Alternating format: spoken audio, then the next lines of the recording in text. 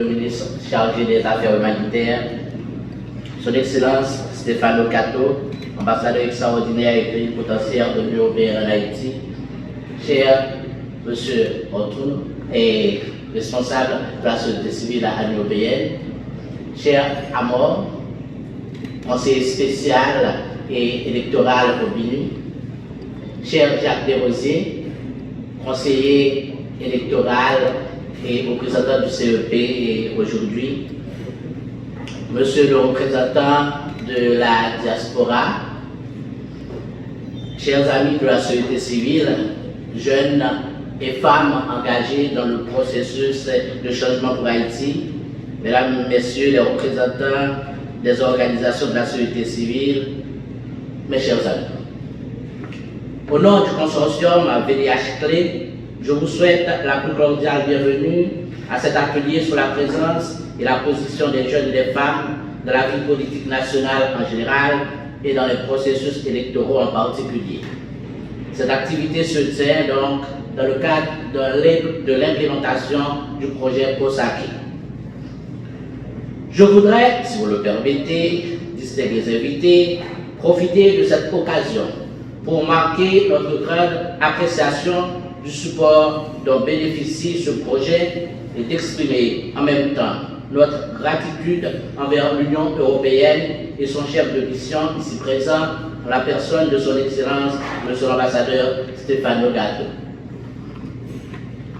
Monsieur l'ambassadeur, la constance de l'Union européenne dans l'accompagnement du processus de renforcement de nos institutions étatiques, mais aussi son engagement dans l'aide au développement et au renforcement de la société civile est presque devenu proverbial. Nous souhaitons donc que ces partenariats continuent et se renforcent chaque fois davantage pour qu'ils soient les plus efficaces. C'est l'occasion pour moi également de remercier nos autres partenaires et toutes celles et tous ceux qui ont participé et qui participent encore à la poursuite des activités de mise en œuvre du projet POSAKI. Je veux dire merci à chacun et à chacune. Quelque petite que puisse être la contribution des uns et des autres, je voudrais rassurer qu'elle demeure indispensable pour la réussite du projet. Mesdames, Messieurs, l'exercice auquel vous êtes invités et auquel nous nous prêtons aujourd'hui me paraît comme un effort citoyen supplémentaire consenti pour aider à projeter une judicieuse intelligibilité sur la problématique de la participation politique des groupes au secteur marginalisé de notre société. Cet atelier pointe le curseur de manière spécifique vers deux groupes majoritaires de la société, mais minoritaires dans les espaces de représentation politico-administrative. Il s'agit des femmes, 50,5% de la population, et des jeunes, 74% et plus, et pour les moins de 40 ans, et plus de 20% pour les 15-24 ans. Du point de vue plutôt qualitatif, les observations que nous avons faites à partir du projet POSAKI sur la présence et le positionnement des jeunes et des femmes dans les processus électoraux tendent à avaliser de plus en plus nettement l'idée de croisement de facteurs limitatifs associés respectivement à une exclusion structurelle, à une méfiance résiliente des entrées atrophiées et peu crédibles et une politisation déficiente.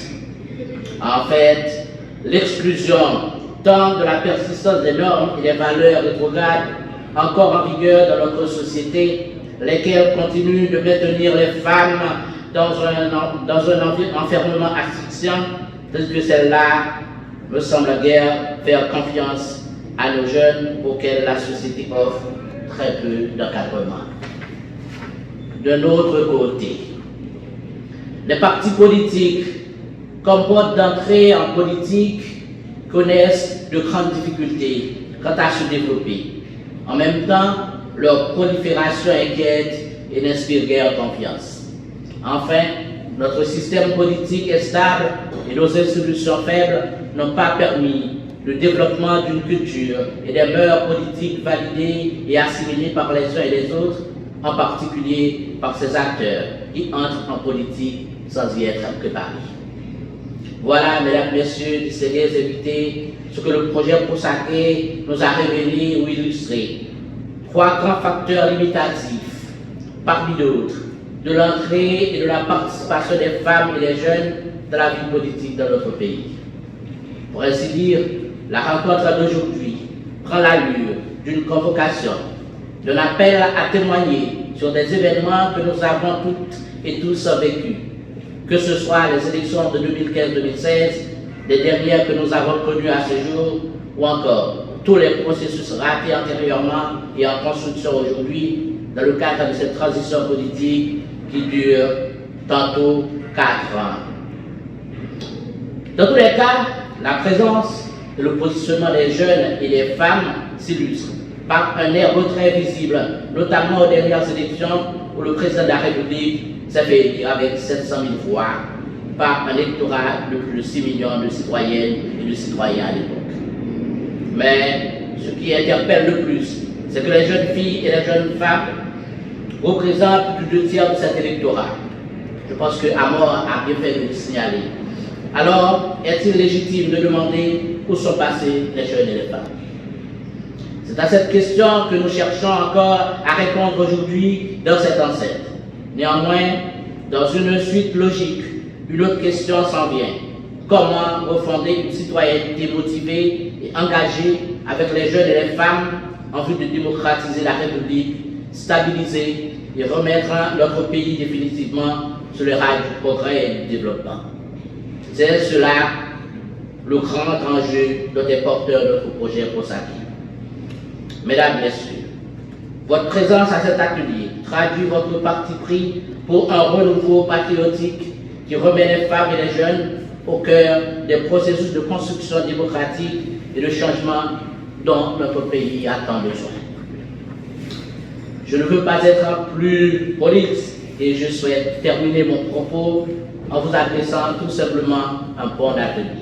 Surtout, n'oubliez pas que les femmes et les jeunes sont les vrais moteurs du redémarrage de notre nation aujourd'hui souffrante.